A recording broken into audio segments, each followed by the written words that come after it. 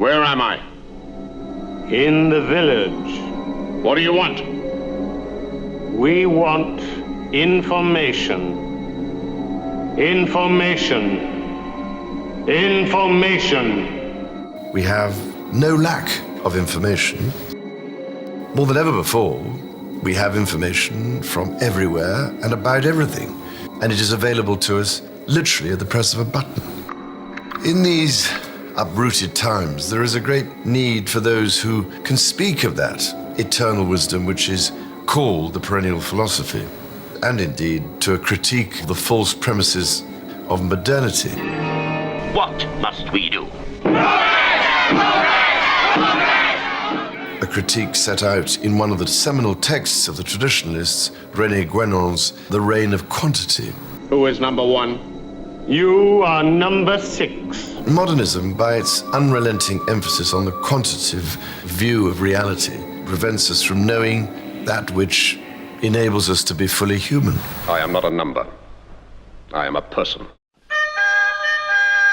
I think progress is the biggest enemy on earth. This is Patrick McGoohan, producer and star of the mysterious British TV show The Prisoner, which first aired in 1967. It's about a high-level government agent who resigns from his post and is immediately kidnapped and imprisoned in an isolated, self-contained city-state called The Village, a place where everyone is assigned a number, his being number 6. The rest of the series follows number 6's unsuccessful attempts to escape and the Village's unsuccessful attempts to extract information from him. By the time The Prisoner's final episode originally aired, large segments of the British public were reportedly confused and annoyed, prompting McGoohan to leave the UK for Hollywood, where he would never do anything remotely like The Prisoner ever again. 10 years later, McGoohan would be interviewed on Canadian television in a studio full of dedicated Prisoner fans, a number of whom asked McGoohan to confirm their interpretations of the show. Is there a literary image? No, I certainly never thought of one. Would you agree that that is intentional? No, I had never any religious inspiration for that whatsoever. Well, they all seem to be accidents. No, there were these pages, don't forget, at the very beginning. It's a curious Q&A session, a pop culture version of apophatic theology, where the search for meaning must be approached via negativa. It's not this, and it's not that. It wasn't purely psychoanalysis. You didn't? No. I've looked at a number of political and philosophical ideas suggested by The Prisoner in a previous essay, which I invite you to check out here if you haven't already. But I've since come to believe that there may be a distinct and readily identifiable central hub connecting all these various notions. For although McGoohan resists being pinned down to any one position, he does offer one particularly forceful statement that I believe reveals a direct alignment with a specific school of thought. I think progress is the biggest enemy on earth. The idea that technology is changing society faster than people can adapt to it is not unusual. McGoohan says as much here. I think we're progressing too fast. I think that we should pull back and consolidate the things that we've discovered. But McGoohan's statement that progress is the biggest enemy on Earth suggests something more fundamental. It's not just that we're progressing too fast. He's saying that the very idea of progress itself is the enemy. The Village is the epitome of progress. Its technology is cutting edge, providing modern convenience and security to a deceptively idyllic old world setting, the precursor to the fictional theme parks of Michael Crichton and the autonomous city-states currently proposed by tech elites. Entertainment, recreation, education, and even opportunities for artistic expression are all provided for in an atmosphere that is superficially friendly and safe. Beautiful day. The pursuit of happiness ends here. That is until the next step forward. What must we do? The idea that progress is the problem might be considered nonsensical and counterintuitive to most of us.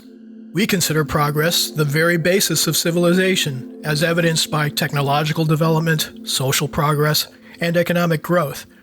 Modernity is driven by the belief in the constant improvement of the quality of life and the victory of reason and science, pointing the way to ever greater things to come.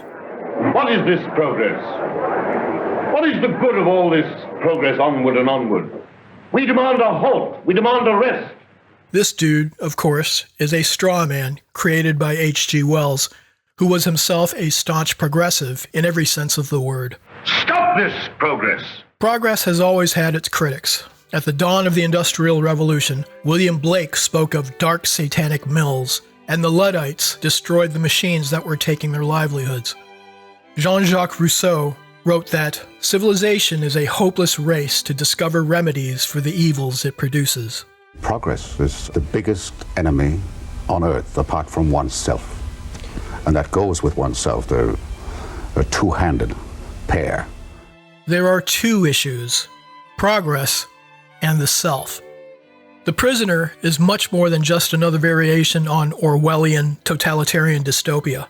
While the show's premise obviously concerns itself with the idea of political freedom, it is just as concerned with the inner life as it is with the structure of society. Now, there are Prisoner fans that will roll their eyes at the suggestion that there's anything that smacks of the spiritual in the show. They might point to the fact that the village doesn't have a church or a temple or any place of worship as evidence of its purely secular setting. But that's just the point. We have everything here. Water, electricity. There's the council building. There's the restaurant. There's our Citizens Advice Bureau. We also have our own graveyard. Among the amenities provided by the village, it's notable that there's nothing that addresses spiritual concerns. Instead, the village offers its residents a wide variety of psychological options, psychology being the secular, scientific approach to human well-being. The village is the modern world, a godless machine. Number 6 is the atomized, alienated individual stuck in it. This reading of The Prisoner happens to align perfectly with a school of thought known as perennialism, which views modernity as evidence of a gradual decline, a fall from grace, our actual dark age. That which the vast majority of men now living celebrate as progress is exactly what is now presented to the reader as a profound decadence, continuously accelerating, which is dragging humanity toward the pit where pure quantity reigns. Perennialism begins in the early 20th century with the French esotericist Rene Guenon. Among his many books, Guenon is most well known for two: The Crisis of the Modern World from 1927 and The Reign of Quantity and the Signs of the Times from 1945.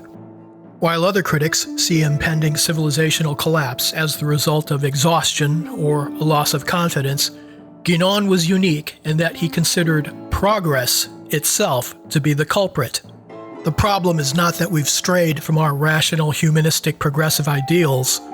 For Guenon, those ideals are the problem. This view of the universe and humankind's place in it centers on something known as the perennial philosophy, the timeless, primordial wisdom from which all the great religious traditions throughout the world originated. The doctrines and symbols vary in accordance with the time and place where a given tradition takes root, but the primordial truths contained therein remain the same. The recognition of a perennial philosophy dates at least as far back as the Renaissance. By the 20th century, the idea would influence the likes of Houston Smith, Joseph Campbell, and Aldous Huxley. But it would be Rene Guenon who would make perennialism a clearly defined school of thought, often referred to as traditionalism with a capital T, due to its endorsement of orthodox traditions and opposition to new hybrid religions. Guenon, for example, chose Islam and became a Sufi. For Guenon, modernism and its various components, rationalism, materialism, humanism, directly oppose the primordial truths found in wisdom traditions throughout history and throughout the world. Traditions that had been virtually obliterated by the triumph of science and technology. For Guenon, this downward spiral begins with the Renaissance. In this strange scene from the episode Free for All, number 6 and number 2 share a drink in a cavernous tavern that looks like the medieval laboratory of an alchemist. During the Middle Ages, many Catholic scholars practiced alchemy as part of their studies.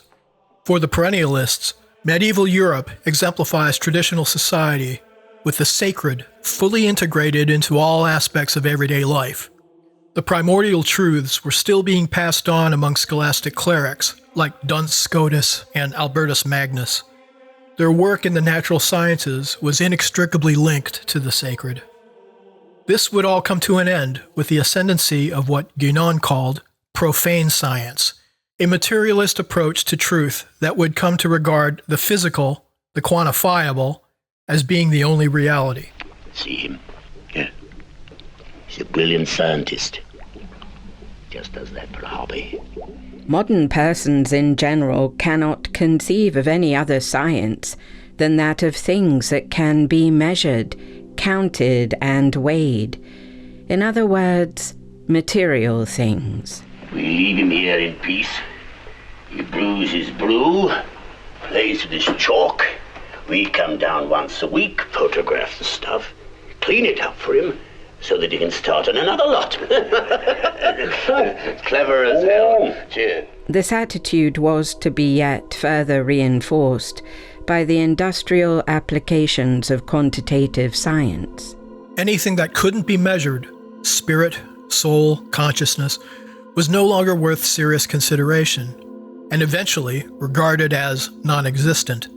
This leads to scientific positivism as we know it today, and a worldview which reduces everything and everyone to numbers. File number 6, section 42, subsection 6. Number 8. Number 24. Number 14. I am number 113, and this is number 113B. Number 12. Number 34. Number 38. Number 82. Number 42. I am number 6.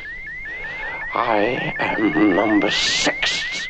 Man mechanized everything, and ended up at last by mechanizing himself, falling little by little into the condition of numerical units. A man like you is worth a great deal on the open market. You are a unit of society. While the reign of quantity is clearly present in the prisoner's main motif, Guénon's idea of profane science is demonstrated by the show's depiction of modern psychology, particularly its behaviorist and pharmacological variants. In the most recent schools of psychology, they assume a far more dangerous aspect, for instead of taking the form of mere theoretical postulates, they are given practical applications of a very disturbing character. In the episode The General, this materialist understanding of the mind is applied to education. A university-level degree in 3 minutes. It's improbable. But not impossible. Nothing's impossible in this place. The premise smacks of sleep learning in Aldous Huxley's Brave New World, a cautionary depiction of high-tech psychological conditioning.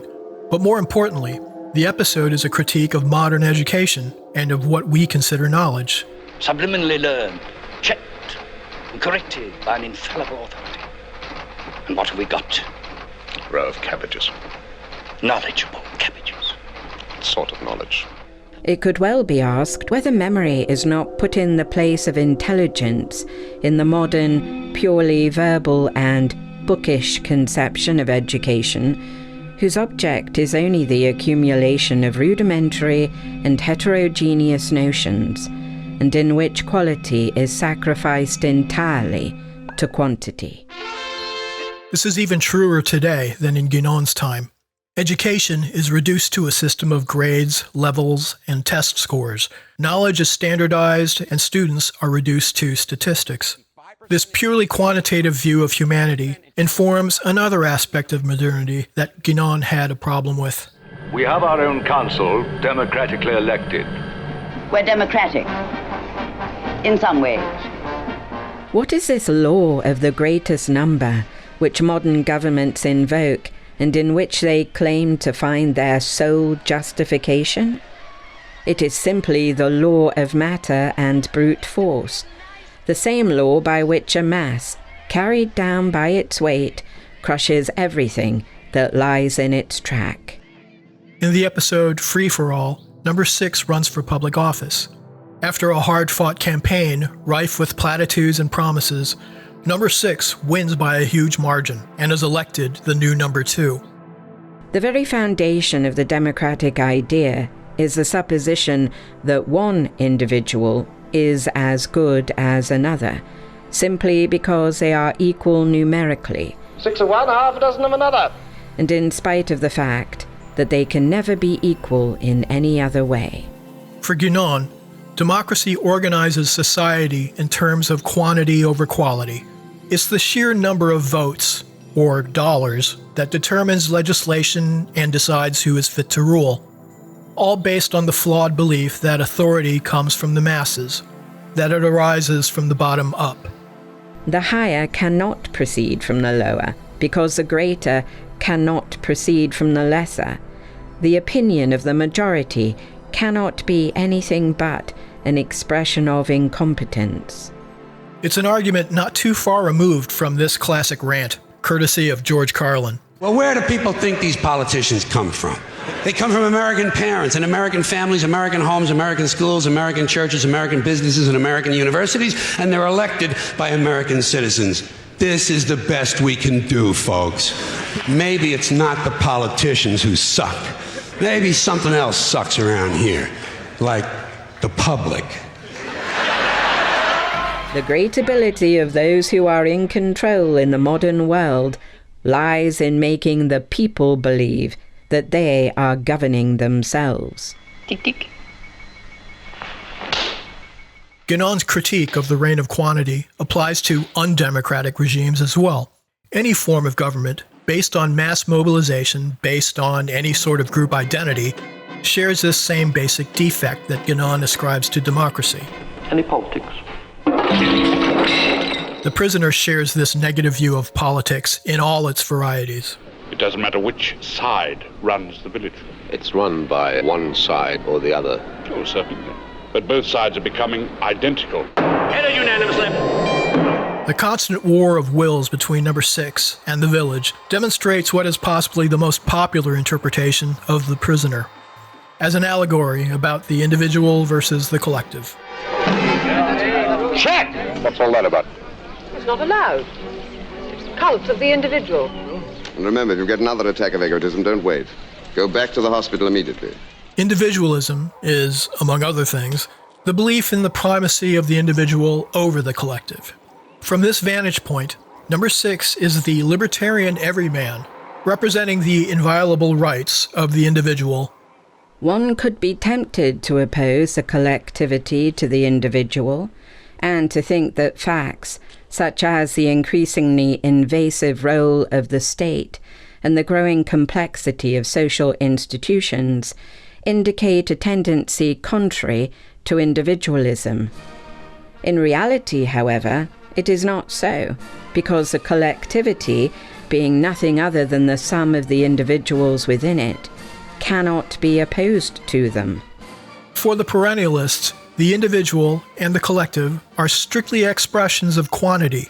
In the modern world, without any spiritual dimension, there is no qualitative difference. And the totalitarian technocracy, now closing in on us from all sides, is progress, the end game to 600 years of modernity, leaving nothing but physical matter segmented into numerical units. I am not a number. I am a person. I am not a number. I am a free man. Notice how number 6 never says, I am not a number, I am an individual. That would be ridiculous. Individual is a numeric designation. It conflates our very being with a number, an isolated entity, separate from the universe. It is this quantitative materialist idea of the self that makes our individual identities so uncertain, fragile, and defensive. I have a very strong sense of identity. What does that mean? That I'm still myself. Lucky you. In The Schizoid Man, number 6's selfhood proves to be pretty malleable, at least temporarily. I do not smoke cigars. Do not smoke white cigarettes. I smoke black cigarettes. Black cigarettes I smoke. Flapjacks are my favorite dish. Flapjacks. The village, and the modern world in general, views the individual as a mere aggregate of preferences and proclivities. This is your personal data collected on a regular basis, quantifiable fragments of the ego. For Rene Guenon and the Perennialists, this sense of self is false. It is essential to define from the start the fundamental distinction between the self, which is the very principle of the being, and the individual ego. The self is a transcendent and permanent principle of which the manifested being, the human being, is only a transient and contingent modification. The self, as such, is never individualized. The self, with a capital S, points to the idea of the true self, or the higher self, inseparable from the divine, or the absolute. The ego is the false self. It is the one self that McGowan refers to in his interview. With oneself and with progress, I think we're going to take good care of this planet shortly. In Fallout, the final episode of the series, the powers that be acknowledge that Number 6 has made a breakthrough. Then he must no longer be referred to as Number 6 or a number of any kind. He has gloriously vindicated the right of the individual to be individual. And this assembly rises to you, sir. He has offered a position of leadership in the most glazing of terms. You have been such an example to us. You are the greatest. All about you is yours. We concede. We offer. We plead for you to lead us. Interpreting this episode in terms of the perennial philosophy, this offer symbolizes the ego's final obstacle before spiritual awakening. It is the I thought in Advaita Vedanta, mana or I am in Buddhism, the individual resisting union with God, the devil tempting Christ with all the kingdoms of the world. Numberless and still nameless, he is every man after all, the prisoner is given the chance to learn the ultimate truth. Now I take it that you are prepared to meet Number 1. I will not be pushed, filed, stamped, indexed, briefed, debriefed, or numbered. My life is my own. I. When finally confronted, Number 1 wears a carnival mask, half black, half white, like the yin and yang symbol or the Masonic checkerboard, symbolizing the duality that manifests the physical universe. Underneath that, a monkey mask, representing Darwin and the theory of evolution. As you might guess, Guenon and the Perennialists view evolutionism as a profane science, a materialist inversion of metaphysical order, mistakenly asserting that the higher emerges from the lower, an example of progress that will inevitably lead to eugenics and other horrors.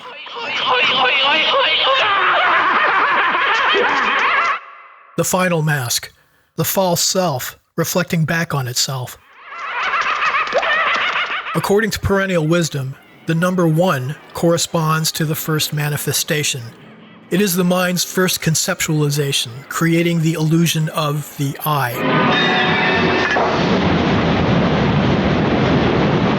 The rocket, containing Number 1, heads out for who knows where, suggesting that what the prisoner actually seeks is not Number 1, but 0, which symbolizes the infinite, unmanifest absolute. Rene Guenon tells us that 0 is not a number. It is the unmanifest from which quantity and the material universe emanates. In Kabbalah, 0 is Ein Sof, which precedes Keter, the first emanation. In Hermeticism, 0 is the Aperon, and 1 is the monad, which then leads to 2, the dyad, the principle of polarity. In Buddhism, 0 corresponds to Shunyata. In Hinduism, it is Brahman, and in Taoism, the Tao. This ultimately unknowable principle is present in all sacred traditions. Where the prisoner is concerned, It is not possible to represent the absolute, the unmanifest within the confines of a TV show. In this context, 0 corresponds to the show turned off. Now, many find this teaching difficult, not least because it asks us to question our very mode of being. King Charles III has long been a student of perennial philosophy. Here he is in 2006, addressing the Sacred Web Conference, dedicated to the study of traditionalism and perennialism. He has been a patron of Temenos Academy, a perennialist educational charity, since it was founded in 1990. The King's commitment to perennialism reflects its slow but steady transmission among small groups of scholars and intellectuals. Perhaps they're represented by Leo McKern as he enters the House of Lords at the end of the series. In the 1940s, Walter James, Lord Northbourne, translated Rene Guenon's work into English and authored his own perennialist books. Secretary to the National Trust, Donald MacLeod Matheson, CBE, also translated perennialist works and founded the Matheson Trust, an educational charity dedicated to the study of comparative religion. The influential perennialist writer, Martin Lings, was a scholar with the British Museum in the 1960s. He later befriended Prince Charles. I'm bringing up these figures in order to suggest how The Prisoner may have arisen from this perennialist milieu. Patrick McGoohan is widely regarded as being the sole auteur behind The Prisoner, but we really know nothing about what influenced him. There's no evidence indicating any definite literary, philosophical, or theological sources of inspiration. It's a bit like how there's no direct record of Shakespeare owning any books. Although McGoohan was very involved in all aspects of the show's production, it's also quite clear that it was a very collaborative endeavor. Script editor George Markstein came up with the show's basic premise of a resort-like detention center for ex-spies. He later quit the show when the stories got too weird and esoteric. While McGoohan is credited with writing several key episodes, I don't think it's unreasonable to entertain the possibility that he had some uncredited help or guidance. Being the highest paid actor in Britain during the mid-1960s, McGoohan served as a perfect point man for the project, a one-off with mysterious origins and a deeper purpose than anything else on television. The true elite would not have to intervene or take any part in outward action. It would direct everything by an influence of which the people were unaware, and which, the less visible it was, the more powerful it would be. This is a cover. Exactly. For secret. Good. This is a cover for secret work. Top secret. Confidential job. Thank you. This, of course, is pure speculation. And on top of that, authorial intent and authorship itself play only a partial role in how we understand a work of art. What matters is the work and how it resonates with the viewer and with other works. For me, The Prisoner and Rene Guenon's books, in tandem, have helped me to arrive at a better understanding of both. Aside from their thematic correlations that I've tried to point out in this essay, they share a timeless quality, a seriousness of tone, and an expansive alternate vision of reality that is illuminating, disorienting, and much needed in our current dark age. But let me know what you think. Please comment, like, and subscribe. Be seeing you.